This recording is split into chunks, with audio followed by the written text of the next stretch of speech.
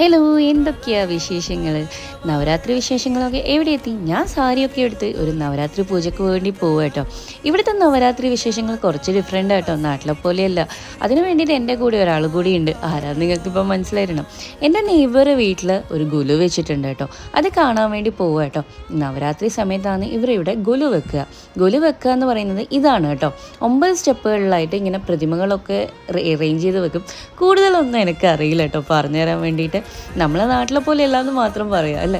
അപ്പോൾ അവിടെ പോയതിന് ശേഷം നന്നായി തൊഴുത് മഞ്ഞളും കുങ്കുമവും ഒക്കെ വെച്ചതിന് ശേഷം അവർ അന്നത്തെ ദിവസം അവിടെ ഉണ്ടാക്കിയ പ്രസാദം കൂടി നമുക്ക് കഴിക്കാൻ തരും കേട്ടോ.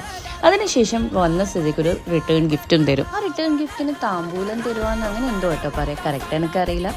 അപ്പോൾ അതിനുശേഷം നമ്മൾ അവിടെ നിന്ന് ഫോട്ടോയും വീഡിയോ ഒക്കെ എടുത്ത്. അപ്പോൾ ഇന്നത്തെ വിശേഷം ഇത്രയേ ഉള്ളൂ. ഇഷ്ടപ്പെട്ടിട്ടുണ്ടെങ്കിൽ ലൈക്ക് ചെയ്യാനും ഷെയർ ചെയ്യാനും കമൻറ്റ് ചെയ്യാനും മറന്നു പോകരുത് കേട്ടോ. വീണ്ടും ഒരു നവരാത്രി വിശേഷങ്ങളായിട്ട് കാണുന്നവരെ ബൈ ബൈ.